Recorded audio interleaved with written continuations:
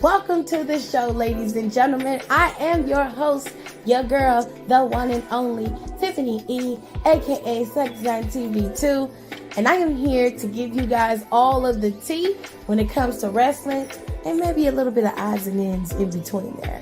So why don't you go ahead, go get your snacks, go get your juice, go get you a good drink, a good glass of wine if you can drink it. If you're underage, don't be drinking, okay? Go on and get you some juice or something and sit back and listen as we kiki and holler about wrestling. Because over here, you get a plethora of things when it comes to my show, okay? You get wrestling commentary. Benefit of the doubt. Dr. Phil say don't do that. Dr. Phil say when somebody show you who they are, and so did Maya Angelou, believe them. Them two hoes are snakes. They been snakes, and them hoes was like that when you got there, and they like that now, so fuck them both. And they did the right thing by letting them headline WrestleMania. They most definitely deserve to headline WrestleMania, and that is how you close a Mania. What else we get? You'll also get a weekly recap of every single show that WWE has to offer. Monday Night Raw after show, NXT after show, and of course a Friday Night SmackDown after show. You'll also get a recap of all the Big 5 PLEs. I even do the Saudi shows for you. And then, if it's good and worth the time, I may even throw a little AEW in there. But of course, I will do my best to make sure I recap as many PLEs as possible. If I don't have it, then I'll throw it to one of my friends who do know it. We also cover pop culture, and we have really good time over here with lifestyle and just giving advice. So, if you're ready, it's showtime, and that is on the ancestors, baby.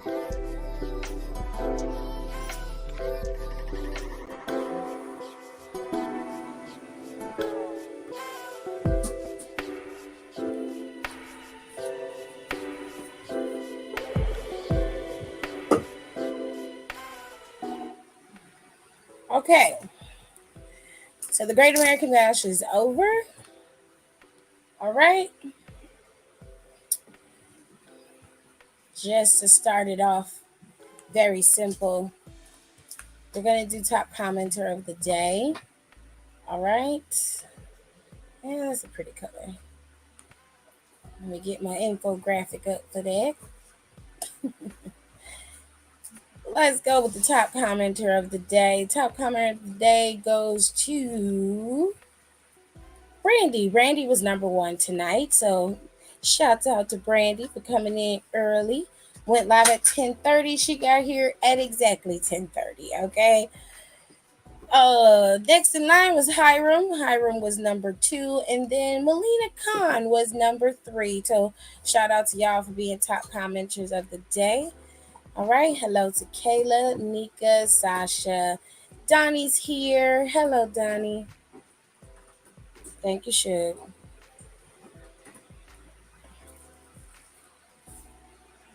You can pull that. Give me that. Give me that. Thank you. All right. Let me get the rest of y'all's commenters. Tay, hello. How are you? Young boy Jay.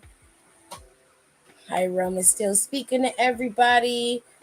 Hello, Quan. Hello to everybody that's here. I am going to be literally 5 minutes. I promise y'all I won't be too long. I'm going to go ahead and post the last of the videos for the Great American Bash, and then we'll come in. Is that my glasses? I don't know. Hold on. Then I'll come back in and we'll talk all about it. I promise. What is that?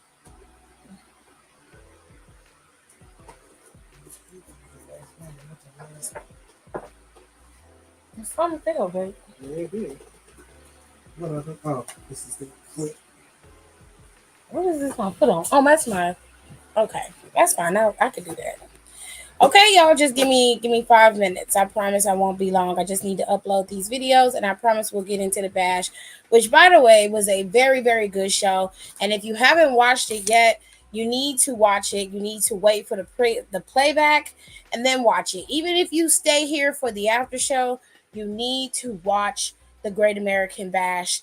in its entirety because it was an amazing show from the pre-show all the way down to the final match with Ilya and Carmelo Hayes. I promise you, you will not be disappointed for rewatching it or just watching it in general. So I am going to go ahead and put y'all on hold for just a minute, and I'll be right back. Still don't know my words, still stressing perfection. Let you all in my mental, got me looking too desperate. Damn, you ain't designed.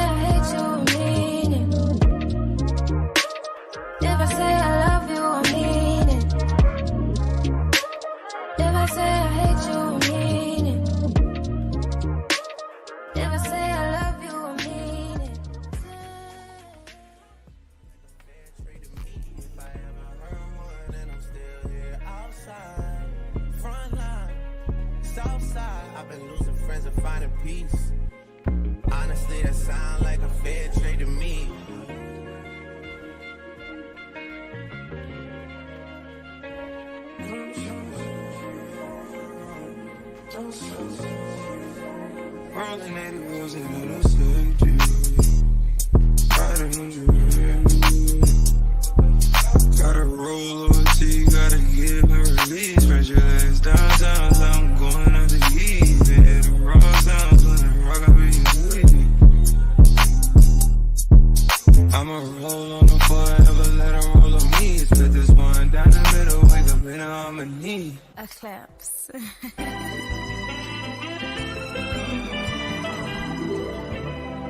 Don't close your eyes to get away. Just make my line and I'll arrange it. Beautiful, girl, you're stainless. You'll be fine, I'll be painless, yeah. All I'm drinking is champagne. All you want is the same thing. Yeah. The 10,000 building, get your ass an apartment, put you inside a G-class, that's just a starter kit. Plenty things count in life, but none of them is the thought of it. New piece around my neck is chess games, but shorty stay with calculated moves like Beth Harmon. Swear I'm more Purple Rain Prince than Prince Charming. Disappointment, I stay expecting it. The pessimist, gold medalists, flush the magnums just so they not collecting my specimens down.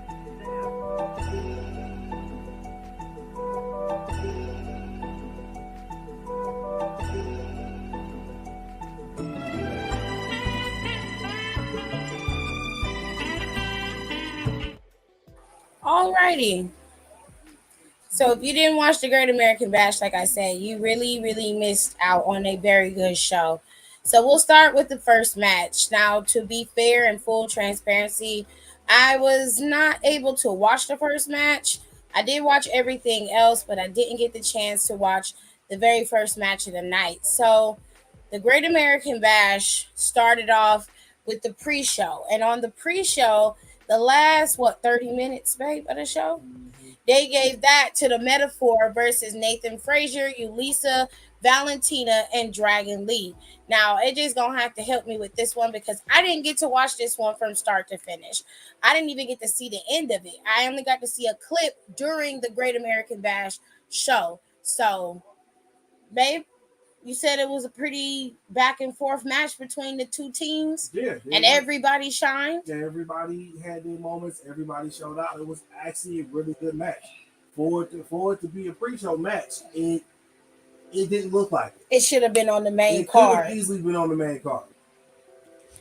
Okay, now I ask you this. Could they have switched out Gable's count out for the Metaphor being on the main card? Easy. Okay, that makes sense to me. Because while I was okay with Gable Stevenson's match, I feel like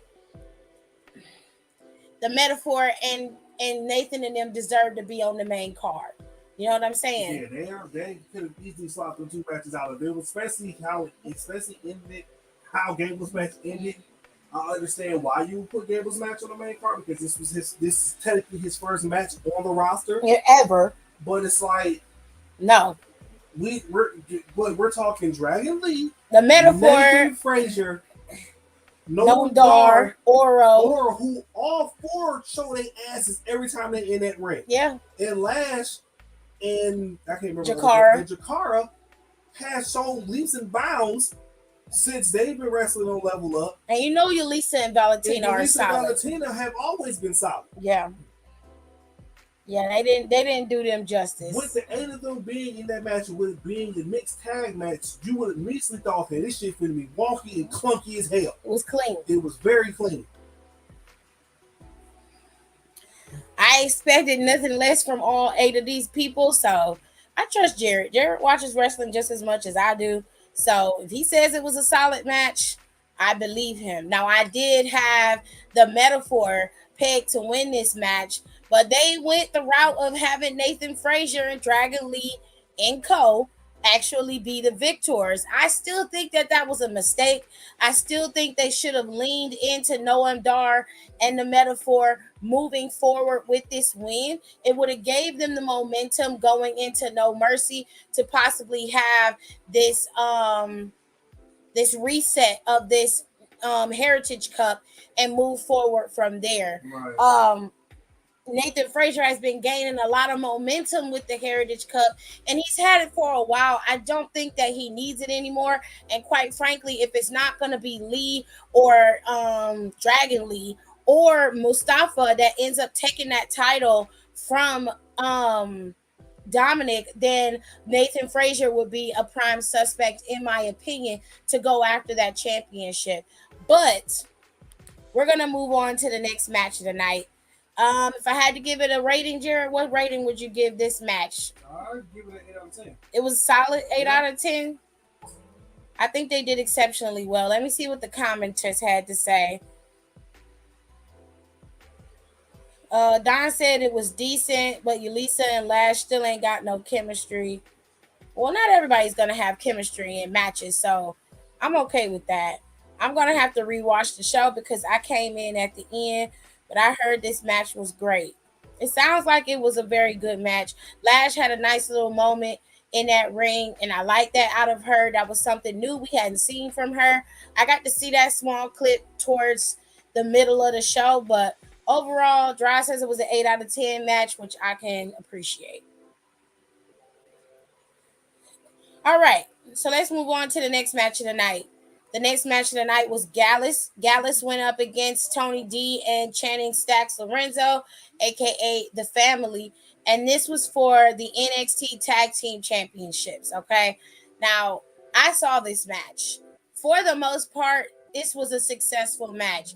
Gallus was doing what they were supposed to do. Joe Coffey interfered a couple times, but for the most part, it was all Tony D and Stacks in that match. They ended up winning. They are now your new NXT Tag Team Champions, which thank God, because Gallus was not doing anything with those titles, and they weren't really giving us any reason to watch them. There was no incentive with that. As much as I respect what they do in the ring and how good they are in the ring, Gallus it was just time.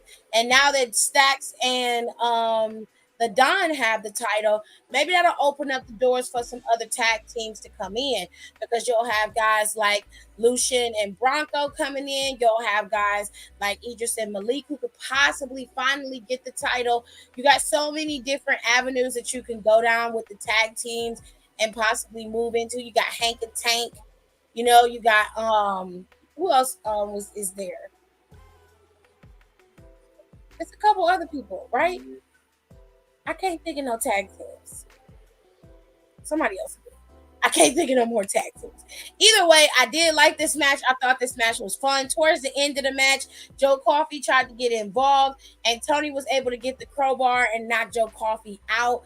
And that was how they was able to get this pin and get the win. And it was a really really fun match, and it was a good win for them. And it's going to start a new era in the tag team division and possibly revive it because it's been dead for quite some time. But we are going to see how this is all going to play out because we still got another pay-per-view to go in September for NXT. But we're going to keep moving forward. Let's move into the next match of the night, which was Roxanne Perez versus Blair Davenport. If I'm not in order, I'll get to the other match in a minute. Blair Davenport and Roxanne Perez went up against each other tonight. Her mother and her sister were sitting front row. For the most part, I like this match.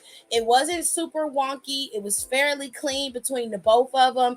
They both had their highlighted moments, but Roxanne ended up willing out and being the victor in the end. Blair got a little too cocky and a little too mouthy with her parents and her sister, and that's what started all of Roxanne's inner rage that she's been talking about to fully come out. She had some moments where she was getting beat down. Blair was tearing her ass up. But when Roxanne was able to get that momentum back and recover, it was all Roxanne from here on out. She was able to tear Blair away and just dismantle her piece by piece. It was a really good match for Roxanne to reset and move forward. So I like the fact that she won. I'm happy for her, and I'm glad that she has that match under her belt with Blair Davenport because that really brought out a side of Roxanne that a lot of people didn't get to see or didn't know was there. And that means that Roxanne is more than capable of going there when she needs to. And it's not always just going to be this fluffy kitty weak kind of thing. No, she's going to take you down. And that's the good part. We saw what Roxanne was capable of at Royal Rumble, and she's more than proved herself time and time again. She has exceeded most people's expectations. So I'm proud of Roxanne and this match that she had. It was successful on her part. And shout out to Blair because Blair did her part in the match as well. She was an evil bitch in that match. And that's what you need to see when you're going up against a character like Roxanne. So shout out to both of them for doing such a good job at really maintaining the integrity of the match, but also bolstering the story between the two of them. It just was really good and solid. If I had to give this match a rating, I give this one an 8 out of 10. I thought it was fairly solid. Going back to Gallus and the family, I give this one a solid 8 out of 10 too. For right now, everybody's matches leading up to the next set were fairly decent. Okay, there was no issues here with these matches. All right, let's move into Gable Steveson and Baron Corbin's match. Okay. Tens across the board, Donnie said. I felt like that was a fight, and I love that I'm a for lifer for baby bottle pop rocks. He called it baby bottle pop rocks. I can't. The names y'all come up with, y'all be talking about me, but baby, y'all be killing it. When Roxanne was whooping Flair with the belt, I was cheering, but I was hoping that she pulled out the Chancellor and my Latino people would understand me. Did I say it right? The Chancellor? Or Chandler? Am I saying it right? Y'all know I can't speak Spanish that well. I can, but I can't speak Spanish that well. Oh my gosh. Nicole. Well, it is what it is. Anyway, so Gable Steveson went up against Baron Corbin. Gable Steveson did okay in his match. There wasn't really much to be sad about in the match. He hit his points like he was supposed to. He executed everything. He sold everything properly. There really wasn't much to complain about. But I mean, there was nothing really exciting in the match until towards the end. That's when the match got a double count out. They basically both got counted out. And they continued to fight after the match was over. So I'm assuming that this is going to lead to them continuing this feud, which is fine by me. I mean, it wasn't a bad thing. It just, this match didn't have a definitive winner. And so it was, the crowd wasn't happy with that either. They were very, very upset at the fact that there was no definitive winner in this match, and I don't blame them for that.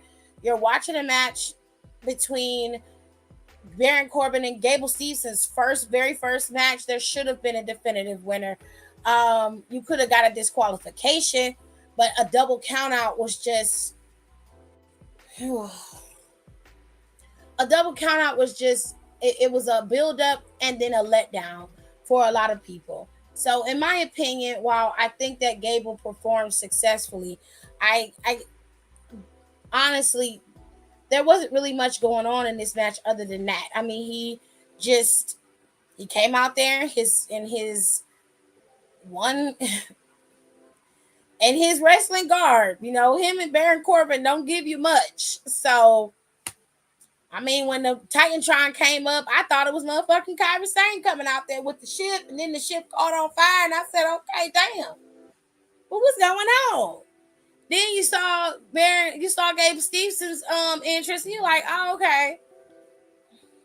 Baron Corbin name pop up after everything burns. Like, it's just, I said, the ship would have made sense if it was somebody else. But I didn't get who was coming out by the ship. It was just weird to me. But whatever. I mean, this match was okay. It wasn't great. It wasn't bad. It was okay. If I had to give it a rating, I'd give it a 4 out of 10 just because there really wasn't much going on in the match. And like I say, Gable Steveson performed effectively. There wasn't really anything that I could say that was bad about his performance. He was solid. There's nothing else I could say about that. Now let's move into where the show really started to pick up and change. All right. Hold on a second.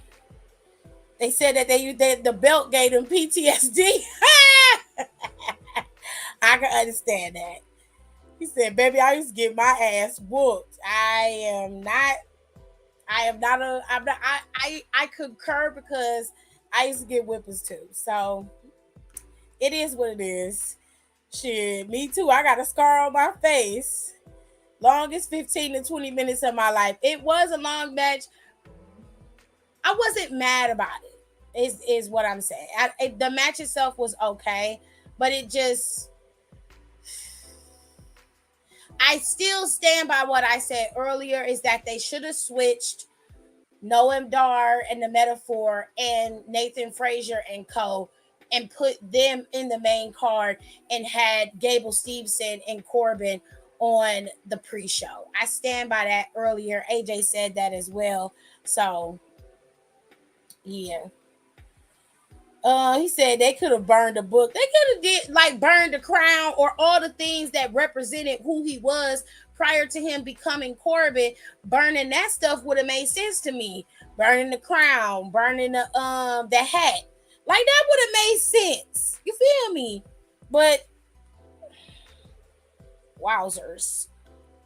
Yeah, Nicole, I agree. Same in my toddler, middle school and high school years, but it haven't had to be since I was 18.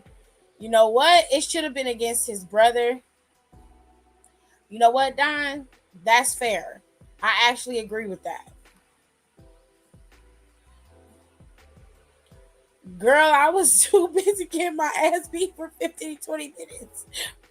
My mama was young. Not 15 to 20 minutes. I can't. That's insane. He burned those in the video package. It could have been done CGI the same way he did it like 2 weeks ago. Like, he had a nice crown. Well, it's gone now, baby.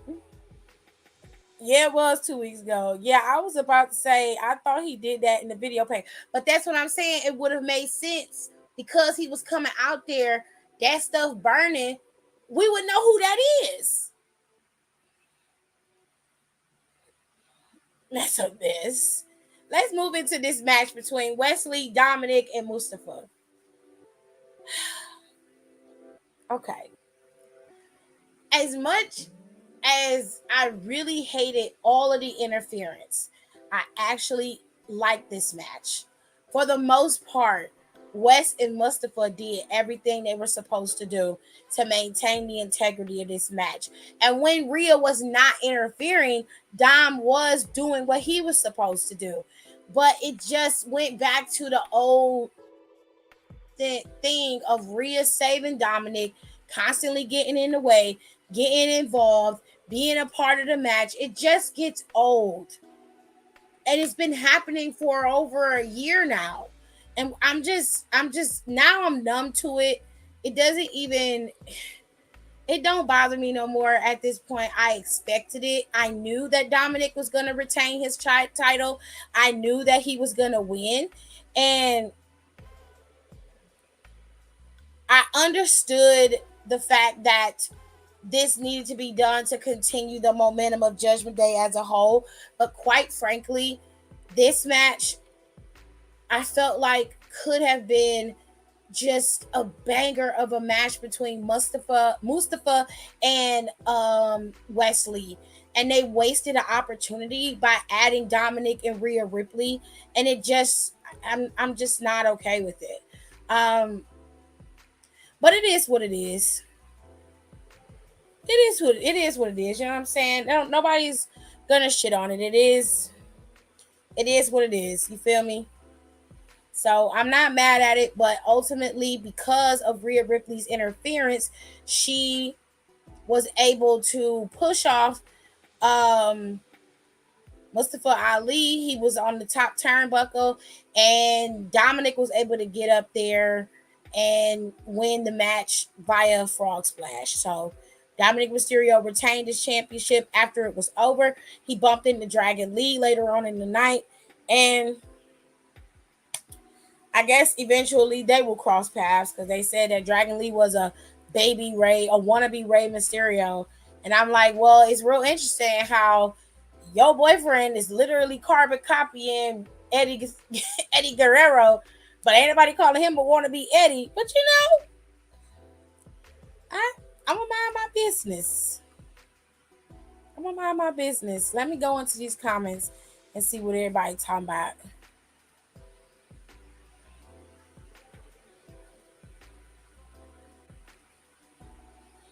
He said, yeah, I was rooting for Corbin in that match. Gable gave me the ick. Okay. I get it because Nello be having multiple shit on his trons. So all those could have been burning. That's what I'm saying. That's all I'm saying. The whole gene pool is trash. Okay. Mello gets a new Tron every 2 to 3 minutes. The one he had today was really cool, though. I have to agree. Carmelo always got something happening in his Trons. Well, he got to give up his him, but because he is not him. He is his. Actually, he is he. Okay, Rico, relax. Boy, shut the fuck up. And there should be 16 likes. I appreciate that, Kenny. Hello, how are you? He said, don't start talking reckless, Rico. I was talking to Mimi on Twitter, and she was able to sum up how I feel about Dom and Judgment Day. Do tell. Let me see. Let me see what she said. Do you mind if I read it, Nicole? Or you want me to keep it private? My phone's dying. I wish I would have did the collab like. I can't. Oh, I can. Just have to tag him.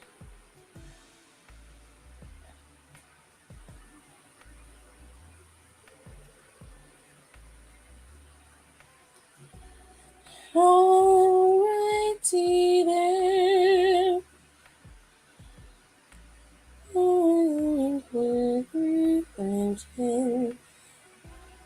Oh, she said, please read it. Okay, babe. Thank you. All right, I'm going to read that and then we'll move on to the next match, okay? Let me get y'all comments out of here. I like the one he had in LA. I like his trons. I think they're unique to the situations. That's what I was saying about Dominic being the fake ass Eddie Guerrero and Rhea fake ass China, but you beat me to it. I mean, Rhea is her own person, so I won't compare Rhea and China together, but I understand the comparison between the two. I don't remember China getting involved in Eddie's matches unless Eddie made her get involved. Usually she wouldn't interfere unless somebody was cheating or trying to attack him outside of the ring or something like that. She didn't do as much as Rhea did, to be fair. Yeah, we don't have the time for that. I would really you need to Google him. Like that's about it. Where you need to Google him. I'm good, thanks. I got my Hooter shirt on. How are you? I'm good, thanks. If you want to know about Gable Steveson and why people really don't cheer for him or care about him, then you would have to go to Google and do it yourself. I really like to focus on the Great American Bash and not bring up anything negative like that. Let's leave it at the bash.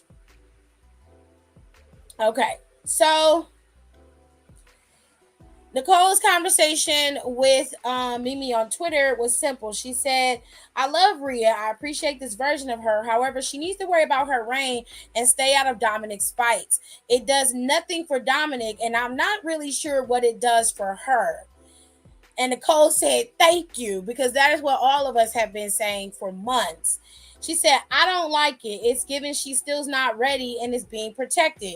It's also given we came this far with Dominic and here and now. I want to see them both win, but this is not hitting with me. You can fool some folks, but not all of us. And Nicole responded and said, you took the words out of my mouth. Obviously, we understand heel, heat, etc. But Rhea has little to no interaction with her own division, and they're showing Dom can't do shit by himself when he's actually improved a lot. It's frustrating. And Mimi said, yep, she agreed. So we have been saying this for a while since her reign had began. We gave her a little bit of time from Night of Champions up until Money in the Bank, and there has been nothing. There has been nothing really gaining any traction. Anytime Rhea gets a partner to go up against, she takes them out and then she's done. And then we're stuck in this endless cycle of her protecting Dominic Mysterio and Dominic Mysterio running around like a helpless little boy, hiding behind his mommy every 2 seconds. And while, yeah, that works on some times of heel heat, like even Roman had his own time to defend the title by himself. He even had some instances where no interference was needed. Case in point, Rey Mysterio, and of course, who else? It was Claudio at the time, Cesaro. There were a couple of opponents that he fought up against where there wasn't a lot of interference. But at the end of the day, he still was a dominant champion. You can't take that from him. There has never been a match that Dominic Mysterio hasn't been in where she has not interfered on his behalf. And while some people might be okay with that type of heel heat, on occasion that works. But every single time, it's just going to not have you invested in the match. And in my opinion, it really sullied what this match could have been and how great it could have been for Dominic Mysterio as a heel to be able to beat two of the best in the business, Mustafa Ali and Wesley, one of the greatest North American champions of all time. Had he had done it on his own, whether he slid in that ring and stole that match from him on some Miz shit, whether he came in at the last minute and took out one of them and won the match, it wouldn't have mattered because he did it by himself. Rhea was not there to protect him. And that's the part that I don't like. He doesn't always need her help. If he's going to be a heel, fine, but make him work. Stop protecting him and stop protecting her, because we know what Rhea Ripley is capable of. We've seen her perform at Mania, the match she had against one of the greatest WWE superstars of all time, the Queen Charlotte Flair, you gave her the opportunity to shine and she exceeded all expectations. And then you give her a bullshit title reign to maintain Judgment Day. It's disrespectful to Rhea Ripley and it's disrespectful to your women's division. All those women that you got in the back just sitting there, then you send them out there like a lamb to slaughter every night. It's unnecessary. And it's taking steps back in this women's division that we don't need to go to. I don't want to see any more 3-minute matches where Rhea Ripley doesn't have anything to test her and she's going out there talking shit about being a dominant champion and has only defended her title twice.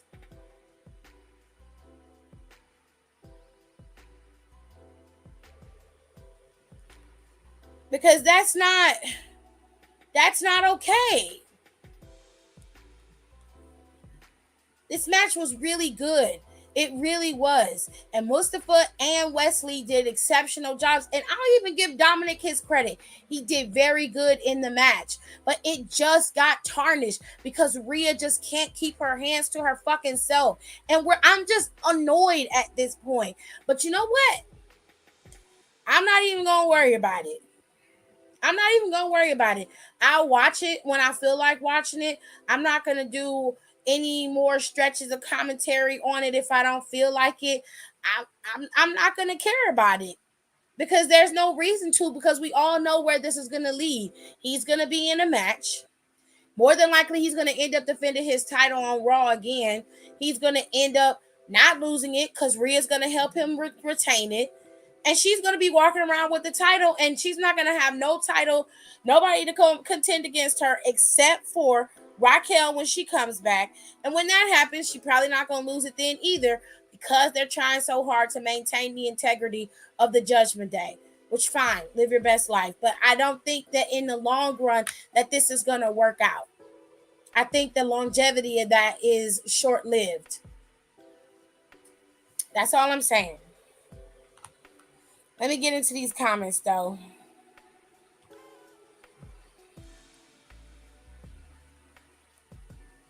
It definitely is too much to talk about.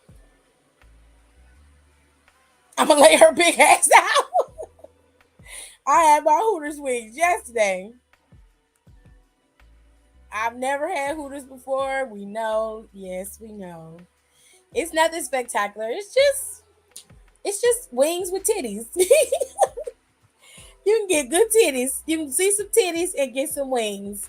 They have okay food, Rico. I mean, it's not as good as it used to be. It's a little corporate, pre-packaged type of thing. But, it's okay. I said I like that they show up to work and do their jobs respectively. Gosh. Rhea is acting like Lesnar. Baby. Like, girl, what the fuck is you doing? I was just craving it hard as fuck. That triple threat at Mania. And the wild thing is, he really could have done it by himself.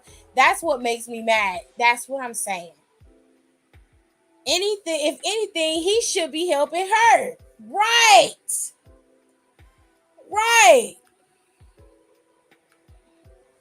She ain't even fight Liv this Monday. I was like, everybody did well. Sans the situation with Rhea. It was palatable if it was equally yoked. It would be palatable if it was equally yoked, he said. They are booking themselves in the corner with Judgment Day again. This time, they won't be able to get out of it. And that's another problem. Because now, you're going to have the entire company locked up. With the exception of the women's division on SmackDown. And if they don't give Damian that title for WWE, the WWE Universal Championship, they won't have the whole show, like all of the shows locked up. But they're going to have the women's division on Raw locked down. You're not going to see much women fighting, which you don't see that now. It's a minimal women's matches on Raw right now. The only ones that we really get to see are Maxine and Valhalla. We don't really get to see anything else because anytime Rhea is involved, she cuts the match off before it can even get started. And they haven't really gone any further with the women's tag team titles as of yet. So we don't really get to see anything with the women's division at this moment. And that's what's frustrating, because they have plenty of people back there for Rhea to have many feuds with, as long as well as long-term feuds, longevity. And my thing is, if you are having this particular section of the show locked down with Judgment Day, then why would you, like I said, I understand it from a business standpoint, but to me, he shouldn't go past No Mercy with that title. I Because it doesn't lend any credence to the division in NXT, and quite frankly, it just stifles everything, because you're making everything about them. Everything is about Judgment Day this and Judgment Day that. Which fine, if you want to do that for Raw, that works. If you're gonna you did it on SmackDown, cool. But for you to take over both shows like that, I don't know if I could be with that. Like, I'm not okay with that. Wings, titties, and curly fries. And depending on where you go, bitches ain't bitching no more. So it ain't nothing really. At this point, give the title back to Charlotte, and then let Charlotte fight someone else at SummerSlam. Y'all can say what y'all want to about Charlotte, but Kenny Wright, at least Charlotte was wrestling everybody. Anybody who came and challenged Charlotte wrestled. She might have attacked them. They might have had a little promo for promo, but Charlotte wrestled. She had a feud. Every chance she got, she had one. So you can say what you want to about Char, but she was out there working. Or let Randall Keith Orton come back and give her an RKO. Bitch, I wish he would. Damian ain't touching that title on Roman. That's why I said, if that's the plan long term, if they give it to Jey Uso and Jey has it, and then Damian ends up taking it from Jey, which is more than possible, then we'll have all three shows and be dealing with them. We won't get no break or reprieve from them ever. To be honest, if you have never had Hooters, you can go to the grocery store, get Hooters flour and wing sauce, and make your own. They do sell it in the store. I forgot all about that. The women's division is in shambles and it's ridiculous. Honestly, SmackDown's the women's division is solid. They are building storylines outside of the women's title. They got all three of the top girls embroidered in this feud, and Io Sky is involved in that. And then they have Shotzi and Bayley fighting it out, and Io is involved in that. Now, they are not using a lot of the other girls in the back, but I will say that they are at least trying. For the time frame that they have for SmackDown, they do the best they can in the time that's allotted. Raw is the problem. Raw barely sees anything outside of Alpha Academy, the Viking Raiders, and Rhea Ripley. We don't get to see nobody else. On NXT, all of the girls get shine, if not more than the men. Sometimes you have more women's matches than you do men's matches. You got JC Jane and Lyra Valkyria going at it on NXT. You had Thea and Tiffany Stratton. You've got the metaphor with Lash and Jakara going up against Yulisa and Valentina. You also have Blair and Roxanne. You got the girls in the back be going at it every now and then. You'll see new girls having fights on the show. You got Cora going at it with Kaylani and Dana Brooke. There's so many things going on NXT, and they do a good job by flipping those particular feuds so that we're not stuck watching the same thing every single week, and we are still engaged because they do what they're supposed to in between time. So if there is no Cora and Kalani match this week, we'll see a segment backstage to keep us engaged in that. So NXT is solid in the women's division. SmackDown can be a little bit better, but they are also solid in the women's division. Outside of the three people I mentioned, including Shayna and Ronda, which that's going to end at SummerSlam, there is not a lot of wiggle room on Monday Night Raw for the girls to get what they need. intentionally don't do that, which is their fault because they got 3 hours to fill. There's no excuse for why the women's division isn't excelling on a 3-hour show. There's no excuse for that.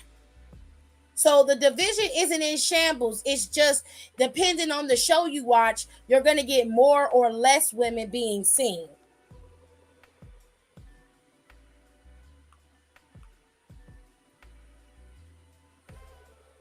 But I saw the writing on the wall, and y'all said to wait after WrestleMania in the draft, and here we are. I think you're doing a lot, and I think you should calm down because, like I said, the division isn't in shambles. That's a bit of a stretch. There's just some tweaks that need to be made for Raw and for SmackDown, but it isn't in shambles. I'd be okay with Dom if they had him win a match by himself. I agree. SmackDown and NXT's women's divisions are fine. Raw's is a mess. Speaking of Shotzi, I had the stream that she came back with a bowl cut. Yeah, her head is completely bald, babe. Raw ain't giving what it's supposed to give. Fuck no, fuck Raw. But on SmackDown, people don't feel like waiting for things to be built. I was telling Dawn about this, but I had a dream that she had this helmet bowl cut, and I was like, this is not right. And I woke up. That shit was fucking me up. Right. Only Raw is the problem. Because all I kept seeing was coconut head. Please. I sent a picture in the group chat on what it looked like in my dream. Now, Raw is giving exactly what they've been giving for decades. Speaking of horror, y'all see sis was being messy and got dogpiled, so she deactivated. No, I didn't see that. I didn't see that. You did not see the writing on the wall, sir. Sit down. It's really not. It's not. Let me clock the T real quick. Hold on. Like, Raw is the only one lagging, so that's a two out of 3 for women's division, and that's correct. Like, it's not that bad. It could be worse. You could be watching AEW, which rarely shows the women in any light, but that's a whole other conversation for another day. Anyways, see, Nicole was right behind me. It ain't like it's AEW now. That's a women's division that's in shambles. Okay. If Raw goes from 3 to 2 hours, it's going to force them to be better. That women's division, it's going to force them to better that women's division. And who cares about what Bud Light Stick Bitch got to say? Oh, okay. Let's move on to the next match, y'all. We got Thea Hale going up against Tiffany Stratton. This match saddened me. And it wasn't the match itself. For the most part, in this match, both girls did exceptionally well. There were little bits of pieces where I feel like Tiffany was a little wobbly. There was some times where Thea was a little wobbly, but for the most part, the girls were able to pull it together and pull out a solid match. This last match, holding on to that, what was it, a sharpshooter that she did? Holding on to that sharpshooter just a little too long, in my opinion. It should have ended. He should have threw in the towel before that. That was a really long time for her to be in that sharpshooter. And Tiffany was sitting on her back. She was sitting on it. Now, during this match, Tiffany targeted Thea Hale's lower back majority of that match. She even did her prettiest moonsault ever on her lower back, which was the turning point for Thea. She just could not get out of that sharpshooter, and it just messed her up. It really did. But it was a Boston Crab. Okay. A lot of time with the women's wrestlings, is that y'all want an equally yoked show, which is fair. I understand, but let's hold on to that. Poor Tiffany. I saw the drop. She was wobbly because she got a concussion. Oh, that's what happened. What? She got a concussion. Who? I didn't see that. Who got a concussion? There? Tiffany. I said it twice. You didn't hear nothing I said.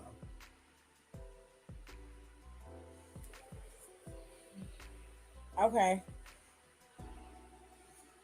But at this point right now, y'all want the show to go from 30 to 70 to 50-50. And business wise, it's not going to happen overnight.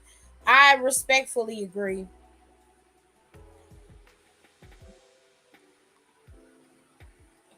Um, But Thea did a very good job in this match going up against Tiffany Stratton, who, in my opinion, is a better wrestler than Thea. But Thea was able to will out in the end, and she still looked solid against Tiffany. She took Tiffany to the limit. And multiple times, Tiffany could have easily lost this match. Now, with it being a submission match, that put both women at a disadvantage because there were multiple times where Tiffany was down and Thea had to apply her submission in order for her to get her to tap and win. But it would have been easier if Thea was able to execute a move and take her out. So I don't know if the submission match worked in her favor or worked against her, but eventually it ended up not being a good look for Thea because her mentor threw in the towel for her. She didn't even get the chance to be just knocked out or at least tap on her own reconnaissance. Andre Chase just threw in the towel and it was over. It was a long time for her to be in that submission move with her knee in her back at one point, with her sitting on her back at one point. That was a long time for her to be in that position. So Andre Chase just threw in a towel, and it was just disheartening. It was when Thea did that drop from the second row. Okay. We're not going to see all the women on the show. Yes, they're back there waiting, but do we know who has characters, creative ideas? I mean, he has a point. You could see Tiffany saying "ow" really loud, and she grabbed the back of her head. Oh, I must have went to the bathroom in there because I had to pee real bad. I didn't get to see that part. Y'all don't want to see bullshit on TV, but y'all keep asking for everybody to be on TV, and we're going to get bullshit. What's being done is the show is being filled with storylines that are catching. He is 100% right. However, some of those storylines are longer than others, like Judgment Day having 2 or 3 promos in 3 hours is unnecessary. Um, Valhalla, the Viking Raiders and Valhalla and Alpha Academy, I don't have a problem with being on the show. I think it works. And no shade to Cody Rhodes. I love Cody Rhodes, but him having 20 minutes on the show is unnecessary. I think that the best thing that they need to do is rework that time frame that they're having. It's okay for Judgment Day to open up the show and then possibly have a moment at the end, but them being featured throughout the show where they're splitting them up. Rhea's having a match. You've got Seth and fucking Finn. Then you got Damian and somebody else because they was talking shit in the back. Then you got fucking Dom out there wrestling somebody else. The whole show is filled with Dominic and the rest of the crew. So if they would adjust their time for the Judgment Day, we will be okay. A lot of people wouldn't be complaining. But Don is correct about his assessment of the show. Attention, and if it's not catching attention, it won't go. Some stories do not need to be shown. He is 100% correct. Let's move to the last match because this one was fucking killer. Okay. This was Ilya Dragunov versus Carmelo Hayes for the NXT Championship. And quite frankly, this match was bomb. It was so brutal. It was so good. Okay. Carmelo countering Ilya at the end of the match with that cutter off the top rope was fucking genius. It was so well done and it was executed. If you didn't pay attention, you missed it. He turned so easily while Dragunov was trying to do this move, and it just was such a smooth transition. Carmelo Hayes is him. He says what he says. He is who he says he is. There is nobody that has his. It just.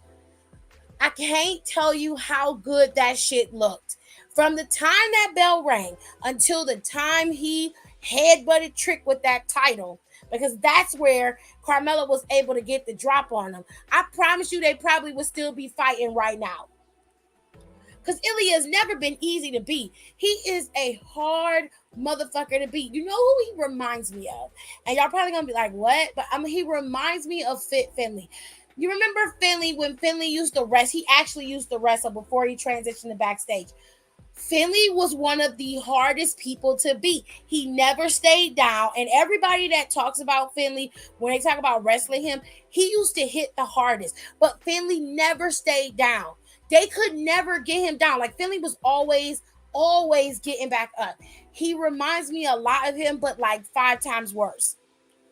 This match was fucking brutal, okay? But it was so good. It was so well done. I don't know who produced this match, but they deserve a raise because this shit was absolutely spectacular.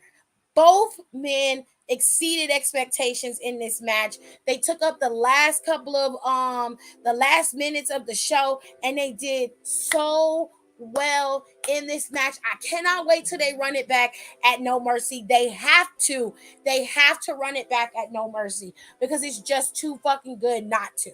It's too good not to. It was so good. It was so goddamn good. Oh my god.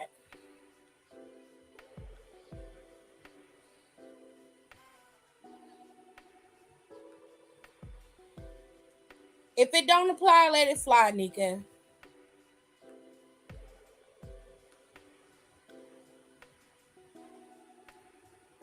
Because I love Rico down, but he's mostly purely for the girls.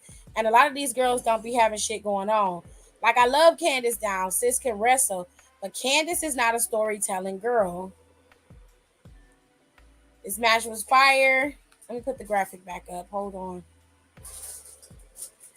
Things can be reworked for sure, but y'all only seeing what y'all get. And I keep saying you have to get the full scope. That nigga smooth. Ain't he though? This is a match of the year candidate. I 100% agree. It was so good. Did y'all make something else to drink? Take that cup down there because I don't know what was in there. That green cup. What's going on with your pants? My phone's in my pocket. Okay. Yeah, this match had me crying probably because I was low-key tipsy. Yep, I love the women and I want the best for them, but I absolutely hate anyone being on TV just to be there with no story or motivation. Because Carmelo is him, Lady Gaga would be proud. Exactly. Because that just cheapens them being there in the first place. I 100% agree. Exactly. Y'all want to see women balance out the show, but you're going to see repeats of Dana being on TV with nothing to do. I mean, they're not lying. They're not. But we're going to finish out NXT's Great American Bash. It just was this match, in my opinion, is one of those that you can just get into and watch over again. I 100% stand on the fact that one of my favorite matches of all time, and everybody always says, how can this be? But it just is between Daniel Bryan and Adam Cole on that night that they had, the guys were locked up in Saudi, and they had to bring in the NXT guys to come in and take over the show. And it was a takeover moment that wasn't supposed to happen, but happened. And they moved in and had a stellar match with each other. It was so good. And it still reigns as one of my favorite matches of the night of all time ever. And this match is a very close second because of how good it was. It wasn't impromptu. They had a plan to execute. That's the only reason why Adam and Daniel will edge out over them. But these two motherfuckers worked in this match. And this is my second favorite match, hands down. I love this match so much. I will rewatch it and be happy. And I'm so mad that I can't rewatch Adam and Daniel's match, mainly because I can't get it on the Peacock Network. They won't put that SmackDown up there. I hate them for that, but they won't put that SmackDown up there, and I want to see it again. But these are my two top favorite matches of all time. I will argue anybody down about it. This match was stellar. They both deserve raises, and they're gonna go at it again. No Mercy is coming in September. And the way that they ended this lends to the No Mercy moniker, which I love that. One thing Shawn Michaels is doing very, very well is making sure that his storylines are moving forward. They're progressing and they make sense. And that's the balance that I'm looking for. Everybody has a part, but you don't always just have people just winning everything. There are going to be days and nights where Carmelo Hayes is going to be laid out. There are going to be days and nights where somebody like Braun Breaker is going to get the upper hand, or somebody like Gallus is going to get the upper hand. But at the end of the day, there's enough balance on that show to where you don't feel like everything is just going in one way. You can enjoy what you're seeing. And that's why I prefer NXT. While I love the main roster and I'll never stop watching it, I enjoy NXT better because there's a balance there. And everybody has a part. But No Mercy is coming September 30th in Bakersfield, California. And I'm telling you now, they're going to run back Carmelo and Ilya Dragunov more than likely before No Mercy or at No Mercy. Gable Steveson and Corbin are going to battle it out. And you're probably going to see Noam Dar go after that Heritage Championship again, probably before No Mercy or at No Mercy. And Tiffany's going to end up with a new opponent heading into No Mercy as well. I don't know if they're going to continue with Thea Hill. While it ended wonky with her, the mentor throwing in the towel and not Thea giving up, it's possible that they could go into No Mercy with Thea going up against Tiffany again, which that's the easy way out. They don't have to start building a new feud, but they have plenty of time. They have an entire month to go into No Mercy to build a new feud for Tiffany if they wanted to. So they have plenty of time. Of course, we're going to see a new tag team feud. Hopefully we get to see that. And we'll see where things head between Mustafa, West, and Dominic. I assume that heading into No Mercy, Dominic Mysterio will probably continue to be the North American champion, and we'll see who contends up against Dominic for that title. They're going to have to settle this fairly soon. I would imagine that we'll get that match between Mustafa and Wes Lee at NXT within some time frame, and then whoever wins that bout will go up against Dominic one-on-one, and it'll just be regular rules. As far as Roxanne and Blair Davenport is concerned, I don't know where that's going to go, but I'm curious about how this is going to work out for them. She said, Tiff, don't you get me started on that night. You know that's my favorite SmackDown WWE TV episode. Yeah, I know, babe. I know.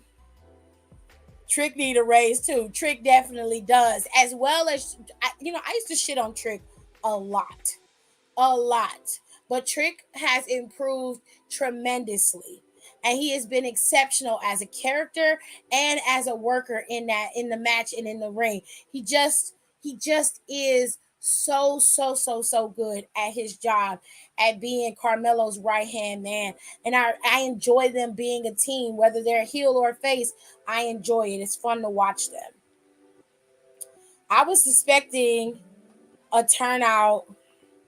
I was expecting a turn of Isla. Really? No mercy. They need not to. That's my uncle's party. Damn. I don't know, Kenny. Maybe you can record it. That way you don't miss nothing. You can always go back and watch it. I mean, it's going to be on the Peacock Network, but they take them about 2-3 hours to put the shit up anyway. One of these days, we're going to have to crash Kenny Uncle Party and tear some shit up. But anyways, that was the Great American Bash. If you missed it, I highly recommend you head back to the replay for this show because it just was really, really good.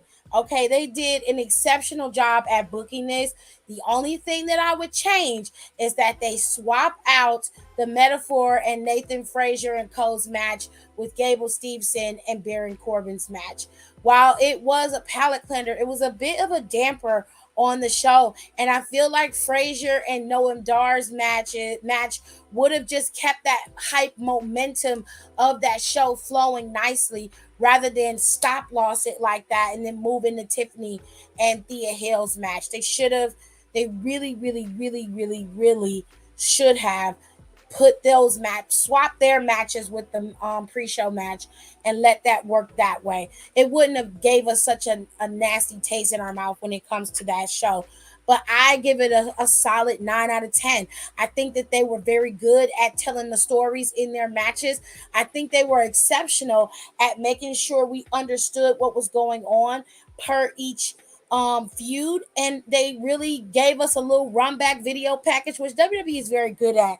The video package explained everything and it keeps you informed even if you haven't been watching it. They really did a very good job of just booking this show effectively. You put the butter on it? Mm-hmm. Thank you.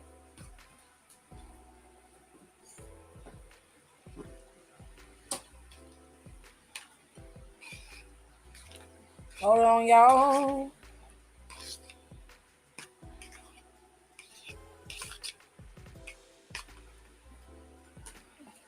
Hold on.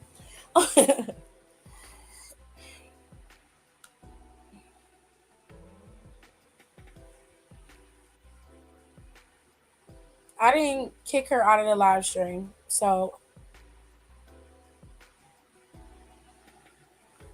I'll give it an overall 4.15 out of 5.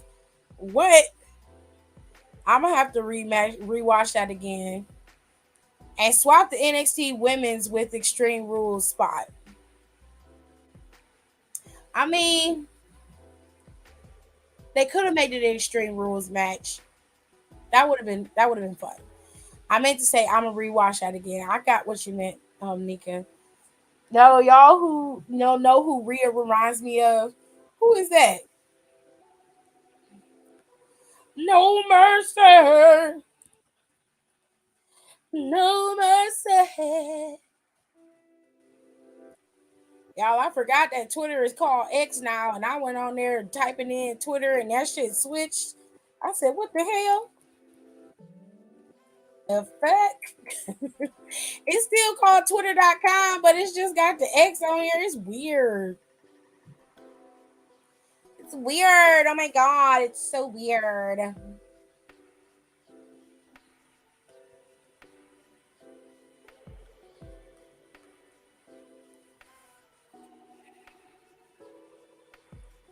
Nick is back, so never mind.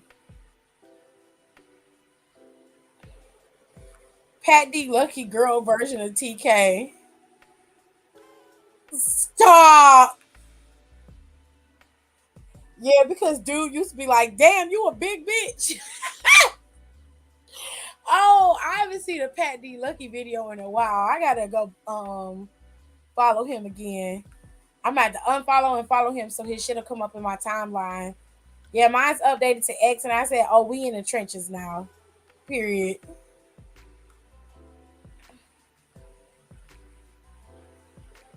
Man. Damn.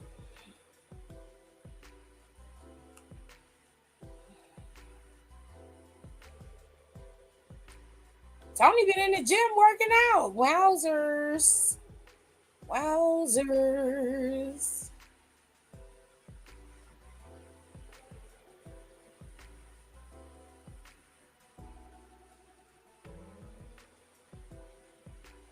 That's crazy. These sports keto renders of them being tag team champions are cute.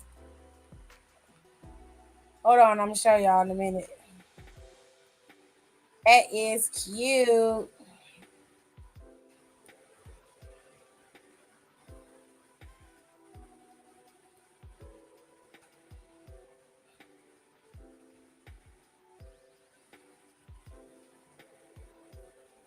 That match was just so fucking dope. It was so good. Oh, wow. Anyways, let me go to y'all and see what y'all talking about in these comments. He said, mine just switched over today. Yeah, I woke up to it. It changed. Not the trenches. It is the trenches. Elon Musk is fucking crazy. Y'all seen the sign that man put on the Twitter building? No. With the strobe lights. Yeah, Tony been up in the gym, just working on his fitness. Dom's his witness. That's a mess. I put them boys on rock, and they be lining down the block just to watch what I got. It's so delicious. I put them boys on rock. They want a taste of what I got. Check it out.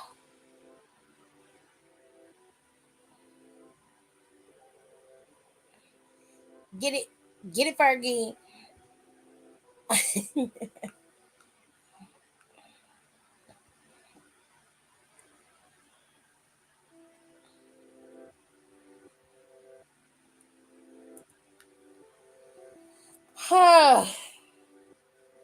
Not Tony Licious.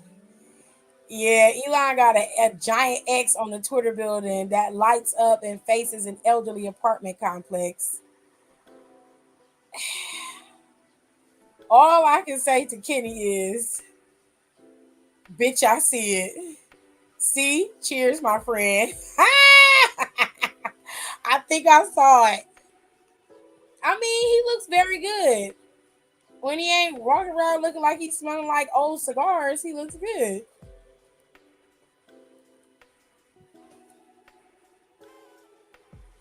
Y'all see how I posted it on Twitter, I mean on my Instagram, that motherfucking Shawn Michaels told him, told Dom he definitely needs to should have got his ass whooped. Your dad should have whooped your ass when he was younger. I was like, oh my God. Stop playing. It's making me cry.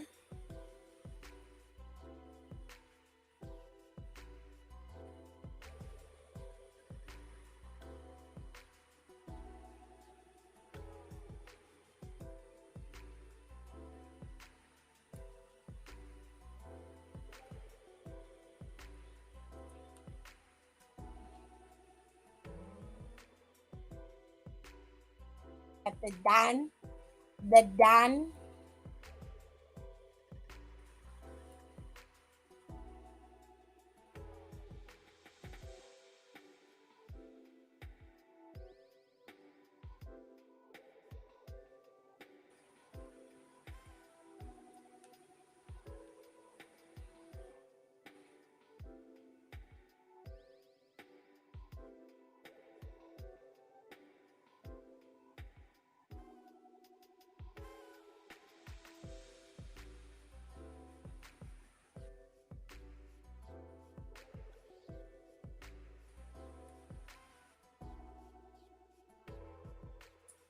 Oh.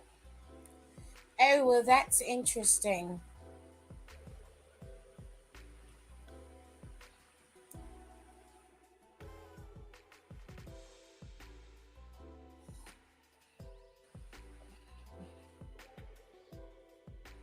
A delicious definition make the boys go loco.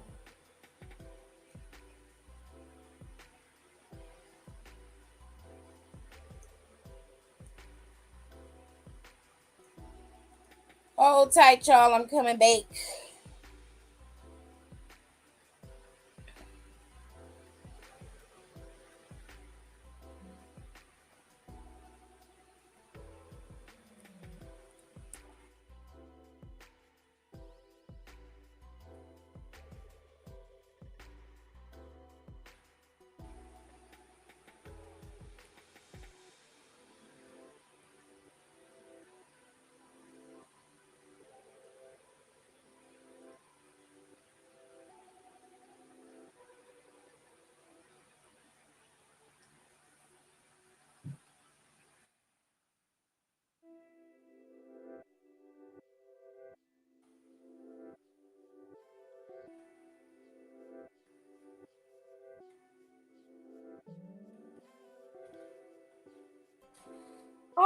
He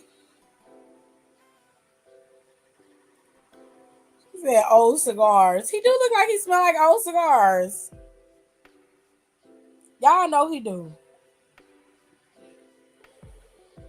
Yeah, that shit had me dead. Y'all know what still blows me? How thick Brooks Jensen is, right? I sent it in the group chat. Okay. Oh, my back. Oh, my back. For God's sake. Get old in these streets.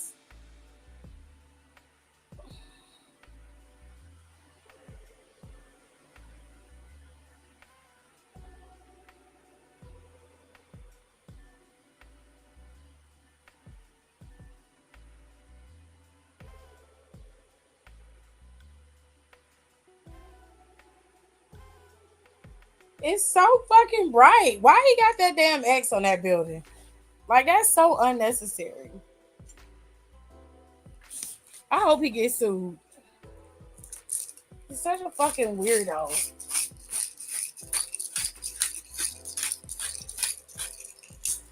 Look at the cracks on the swamp.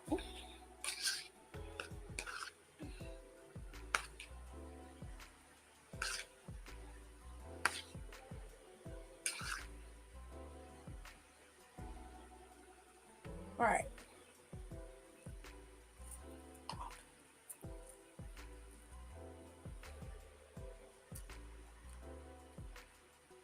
I agree.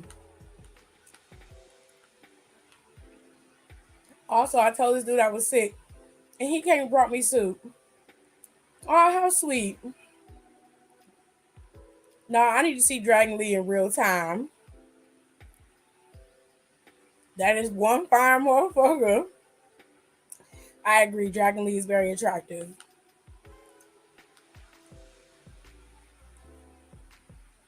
I'm gonna need to see something else. Okay, wowzers.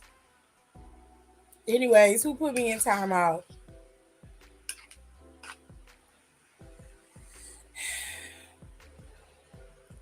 Only the moderators, and I have the power to put you in timeout. And quite frankly, I didn't put you in timeout, but it really doesn't matter.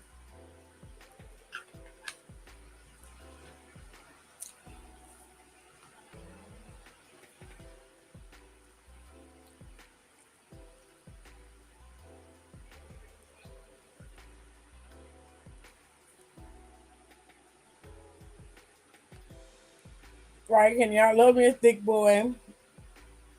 I'm pretty sure it was an accident, Nika. Someone who had the right to, yeah, whatever. He about to get fined by the city because that thing is way out of regulation.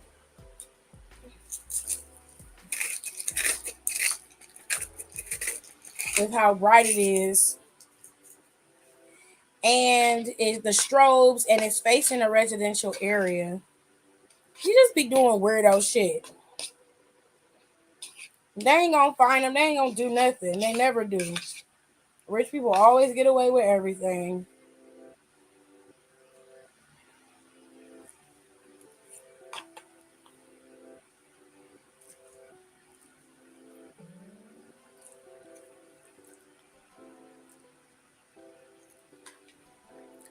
It wasn't, but it was like 15 minutes ago.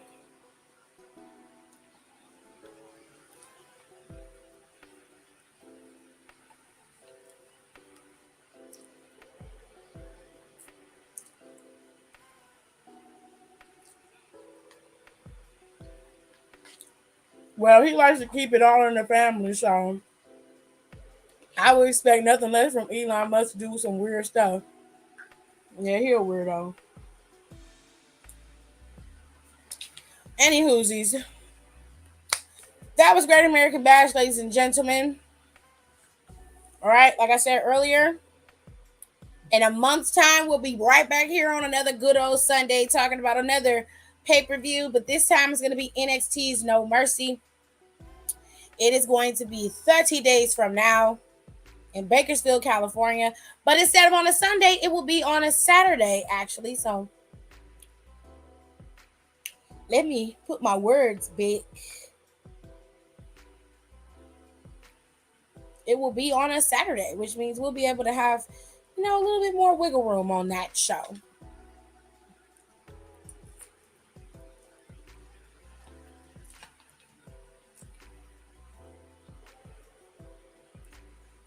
Now, moving into the final week that we have coming up, SummerSlam is happening. It's going to be this coming Saturday at 8 p.m. Eastern Standard Time. You're going to have a battle royal that I already have 2 people named for, with LA Knight and Sheamus to be set to battle in that match. We also have the match card set for SummerSlam with Logan Paul and Ricochet, Cody and Brock Lesnar, Ronda and Shayna. And then we're going into the title defenses with Gunther going up against Drew McIntyre for his Intercontinental Championship. Asuka is being challenged by Bianca and Charlotte for her WWE Women's Championship. Seth Rollins is going up against Finn Balor for the second time for Seth's World Heavyweight Championship. And then the pièce de resistance, the finale, you're going to have Roman Reigns, the current WWE Universal champion, going up against Jey Uso for not only his championship in Tribal Combat, but also for the Tribal Chief moniker. Okay? All of that is going to be happening this Saturday on August 5th. And I can't wait, because that's going to be an amazing show too. I'm making wings. We having hot wings. We're making wings, and I'm making some orange pepper wings. I cannot wait.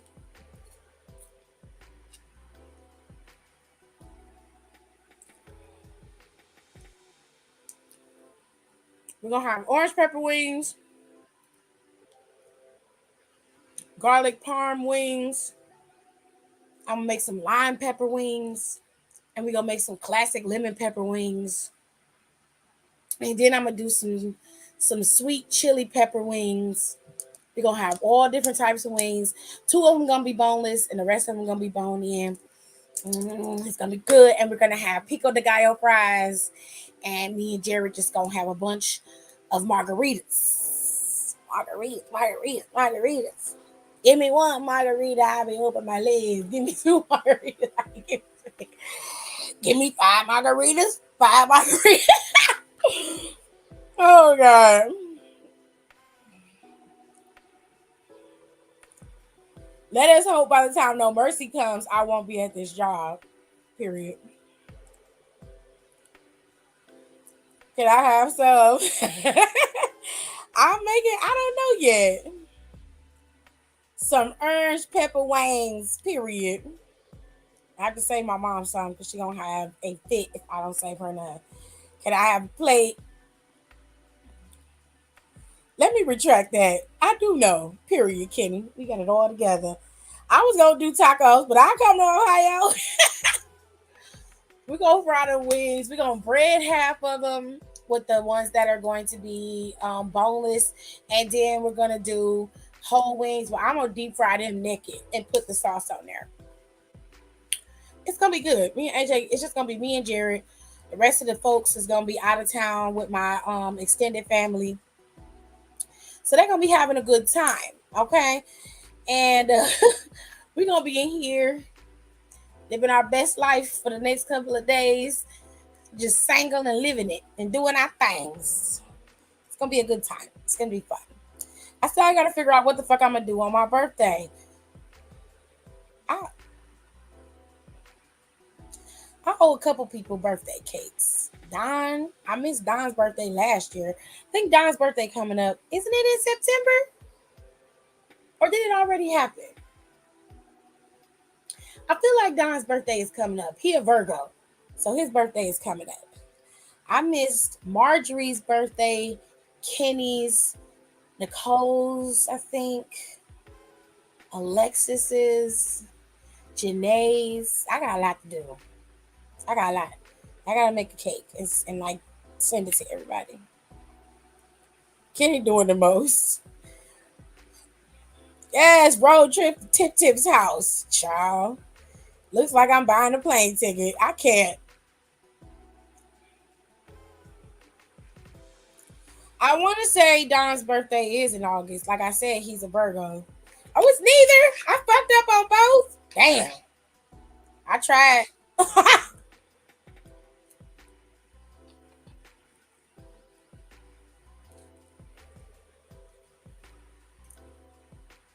Y'all can't get mad at me. I tried.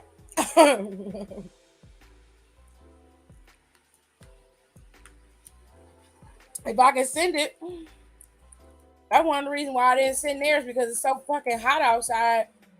It will definitely spoil.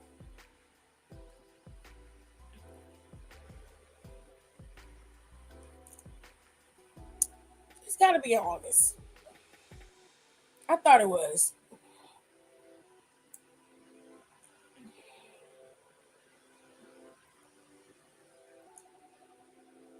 August 25th is when Victoria Monet will drop her EP. That's when Jaguar 2 comes out.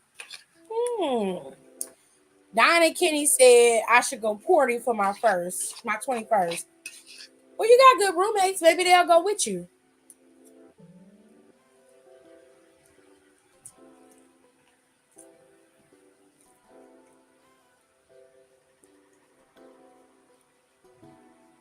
It's in August. I was close. We told him he needs to go balls to the wall drunk.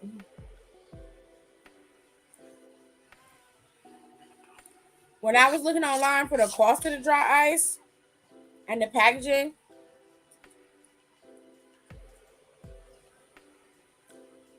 it would cost me more to get that stuff than it would for me to ship it. Which, let me see. I can find some here and there.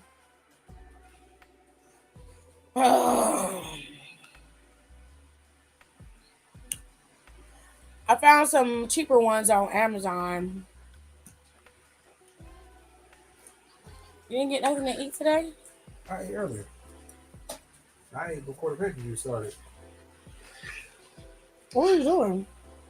I was updating my work laptop.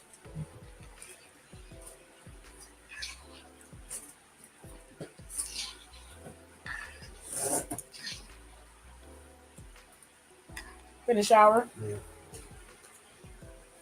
Okay. I was telling them about the wings, babe. They're real hype. Oh.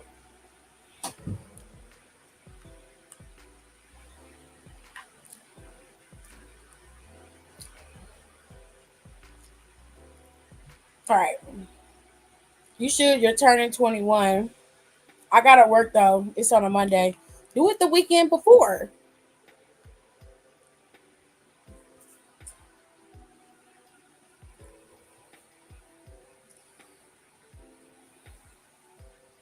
Yes, fall in the bush, Rico.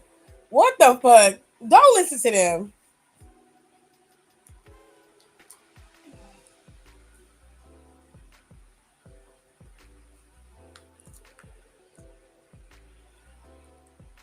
Four, two, four, three. Add margaritas. Add margaritas. Give me one margarita and I'll open my legs.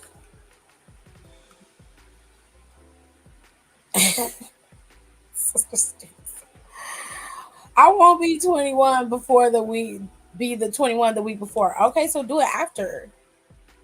Do it that following Saturday after your birthday. Because you're gonna have to go to work, and that's not smart to go to work to go party before you go to work. Now you can do it like a little lightweight drunk brunch, but I wouldn't do that either because you have to go to work. And if you want to be not get fired with the shit you be having to go through,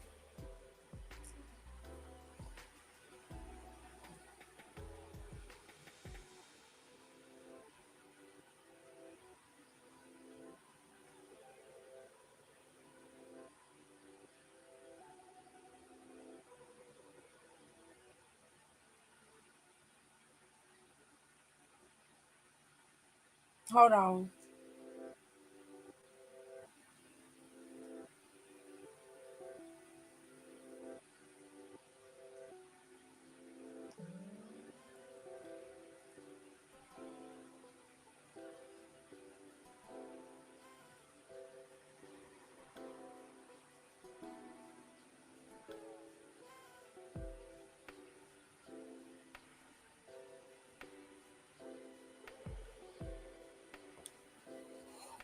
Okay.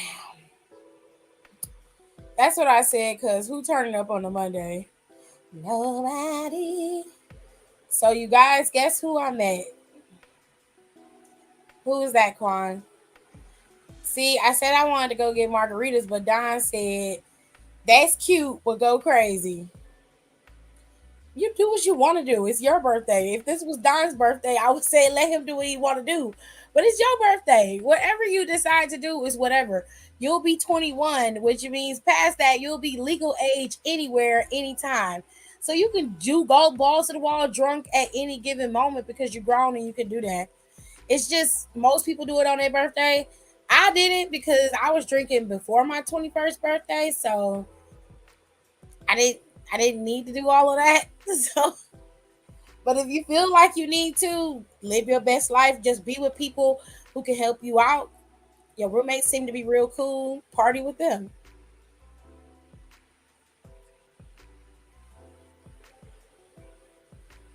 Well, Sunday or Saturday you can get turned, do whatever. Yeah. Monday you can do something relaxing. Excuse me. Oh God, that was in my nose. Ugh, I feel terrible. Moving on, ladies and gentlemen. Always remember that WrestleMania is gonna be next year in Philly. Always remember. Or you could come here. I like to party like Beyonce and Andre. I mean, you do have the option to go. Make that trip. You can go party with him. My sister still reminds me of that day. Eve better be there. The guy that plays Neville Longbottom and carrying Ashley from the Power Rangers. My city had a Comic Con convention. Oh, that's cool. Beanie Siegel. Oh, I love Beanie Siegel. Uzi probably gonna be there. Yeah, he gonna be there. That's gonna be interesting. I hope he do Nakamura's entrance. That'd be dope. MA1 margarita and I open my hood. Anyways, final thoughts on the Great American Bash, people, before I go and let y'all live y'all best life. Give me your final thoughts in the comment section of the Great American Bash. I'll give y'all 30 seconds to compile it and let me know what y'all think, and I will share it with the world. All right? Y'all, here we go.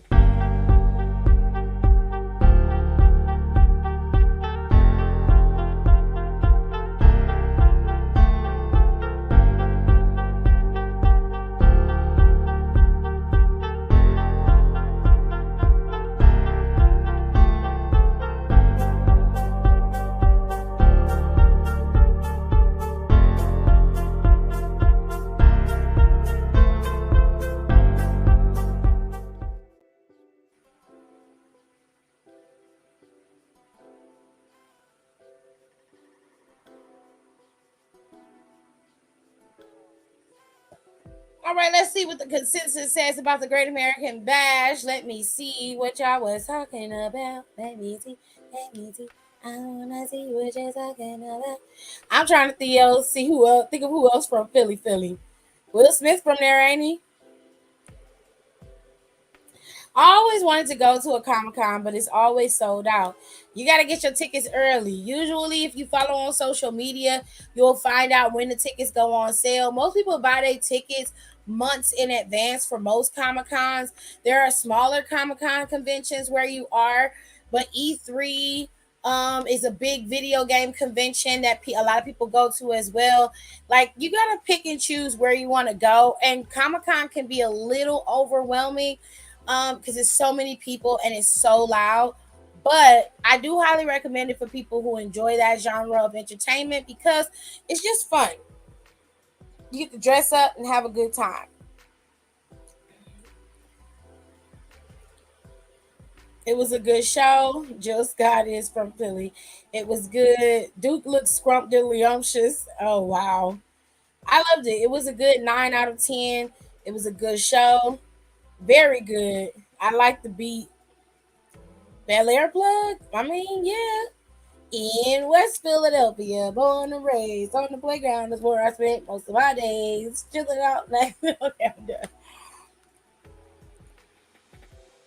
I've been to Comic Con once.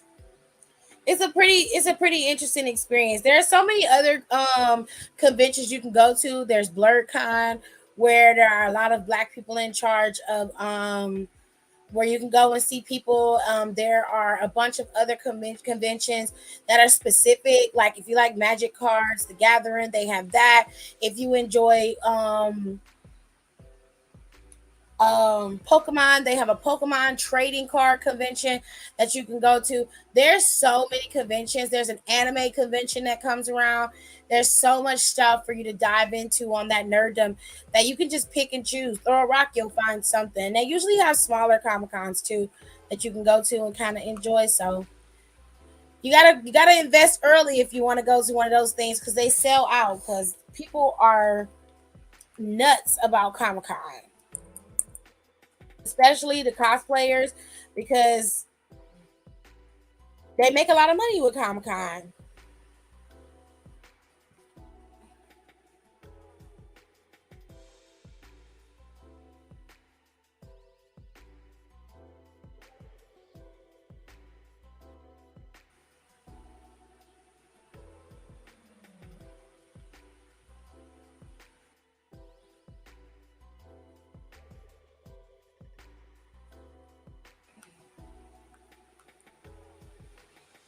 Give me five margaritas. Five margaritas.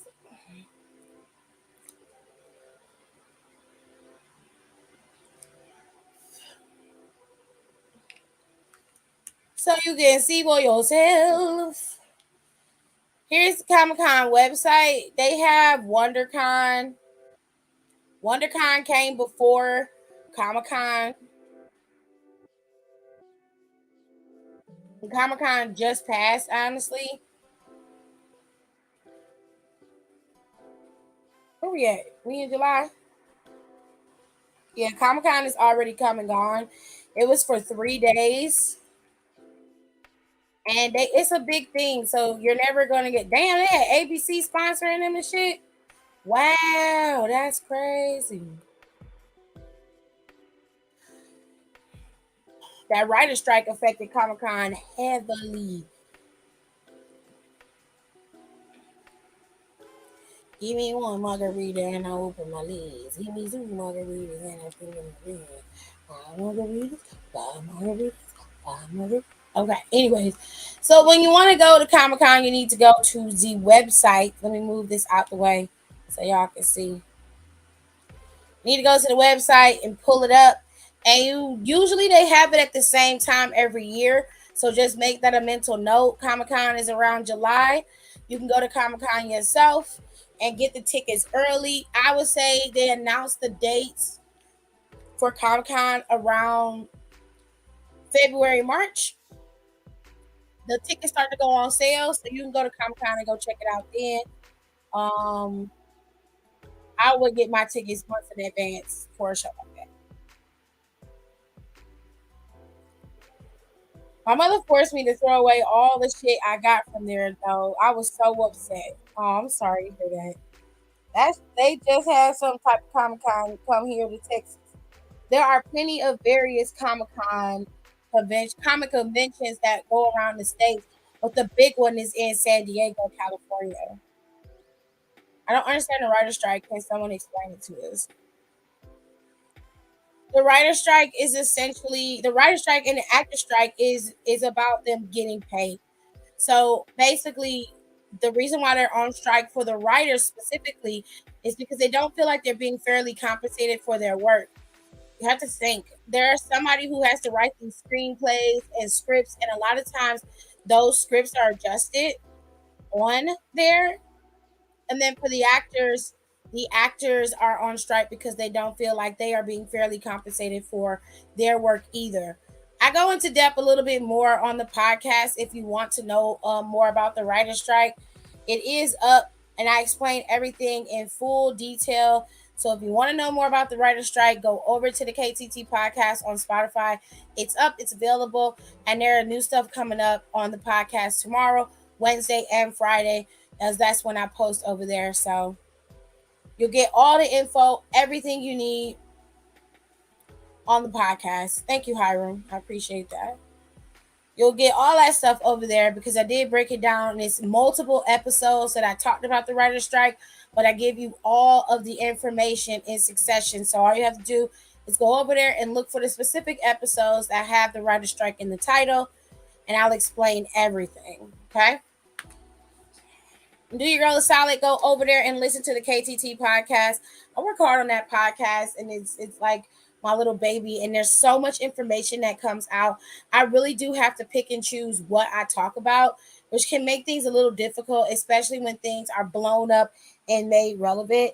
This week, I have to talk about the transgender conversation, and that's going to be a hard conversation to have, but I think that it's something that needs to be had, and we're going to talk about that on my podcast this week. I have to get with Don because I got to talk about the new music this week coming out, music we recommend, the Billboard Top 10 for the last couple of weeks. We got a lot to cover when it comes to music. So much music came out over the last couple of weeks. We're going to go over that. And I also have to, get into pop culture and bring back Red Rum Mondays and talk about the cases that are out there, the things that have been happening.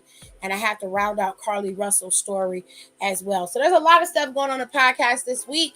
I hope you guys are here and enjoy it because, woo, I'm working hard. I'm trying to get this off the ground. And I think if I stick with it, I can really get myself together. And I just enjoy doing it because I like talking. With all that being said, ladies and gentlemen, tomorrow is Monday Night Raw, and of course on Peacock, Cody Rhodes' documentary is coming up on Peacock tomorrow. It'll probably appear in the middle of the day, so I hope that it does because I actually really enjoy. I really want to see what they're talking about in terms of Cody Rhodes. They're going to talk about his road back to WWE, obviously. And what was really interesting to me was the fact that Cody, he wanted to leave for himself to get himself together, but also Vince flew to his house to get him to come back to the WWE. And obviously, he offered him a pretty sweet deal to come back. So that's really, really interesting. We're gonna have to wait and see how all that plays out, but I want to see what this show is gonna be about. I'm really curious about the doc and what they're gonna say in it because we got little like small clips, but it's gonna be interesting because this is Cody's legacy. This is the beginning. And I am very interested. And I will take notes and we'll talk about it on the podcast because it's relevant, pertinent information. But it is going to be up on Peacock tomorrow, and I'm hoping that it is up. When it comes up tomorrow, I'm hoping it comes up at a reasonable hour where we can watch it before Monday Night Raw and not after because I have to do the live after Raw. So that's going to be interesting. But you guys make sure that you rate, comment, and subscribe. Follow me over here on my channel. If you're listening to this in the playback, please make sure you give me a thumbs up or a thumbs down and let me know why you're giving a thumbs down in the comment section. Tell me what you think I need to change about the show, what I need to fix, how you want to hear your commentary for the show. I may take your suggestion and I may not. If I'm not your cup of tea, I am 100% okay with that. I fully understand that not everybody likes everything when it comes to wrestling. But I appreciate you guys and I love you guys for listening. Don't forget to go on over to the KTT and listen to the podcast. That stuff is more mainstream pop culture, Reddit, am I the asshole, and of course Red Rum stuff that I'm interested in is what I talk about on the podcast.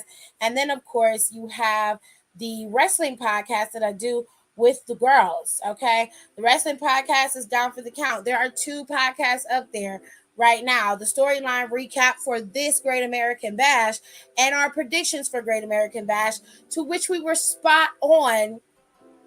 Sans 2 matches, Gable Steveson and Baron Corbin, and the Metaphor versus Nathan Frazier and Co. Those were the only 2 matches that we missed. We hit every single match verbatim, and that's what I'm talking about. So if you missed it, go on over there and listen to that right quick. Do not worry, the girls and I will cover Great American Bash this coming week when we get together to film the next pod. We will also talk about Cody Rhodes' documentary over there and a few other things to round out the show. Obviously, we're going to talk about Impact as well, and we'll include some AEW stuff in there to make sure we have a well-rounded television show for all of you boys to hear and see. Okay, with all that being said, I will see you guys in my next one. Thank you so much for watching. Thank you so much for listening, and don't forget to rate, comment, and subscribe, and I'll see you guys next time. Bye.